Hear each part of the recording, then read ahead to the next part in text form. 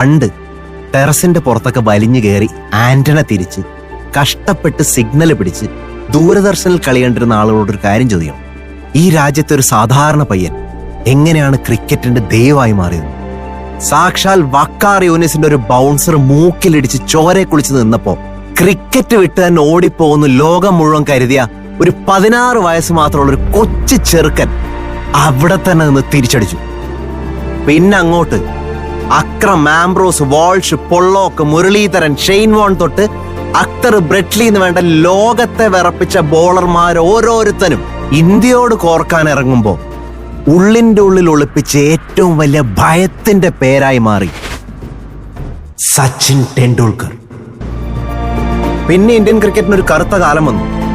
കൂട്ടത്തിൽ ആരൊക്കെയോ തന്നെ കോഴ വാങ്ങിച്ച് സ്വന്തം ടീമിനെ ഒറ്റുന്നുണ്ടെന്ന് അറിഞ്ഞുകൊണ്ട് ഗ്രൗണ്ടിൽ ഇറങ്ങിയപ്പോ പോലും പക്ഷേ ഒന്നും പറയാതെ, ഭാവം മാറാതെ ഒറ്റയ്ക്ക് നിന്ന് അടിച്ചടിച്ചടിച്ച് കളിച്ച് ജയിപ്പിച്ചിട്ടുണ്ട് ഇന്ത്യൻ ടീമിനെ സച്ചിൻ രമേശ് ടെണ്ടുൽക്കർ എന്ന് പറഞ്ഞ പ്രതിഭാസം.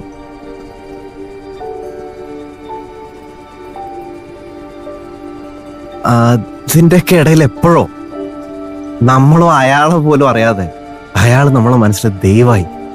ആ ദൈവത്തിനു വേണ്ടി ഈ രാജ്യത്ത് ഓരോരുത്തരും അവനവൻ വിശ്വസിക്കുന്ന ദൈവങ്ങളോട് പ്രാർത്ഥിച്ചു. അത് വേറൊരു ഇമോഷനാണ്, വേറൊരു കഥയാണ്, വേറൊരു കളിയാണ്.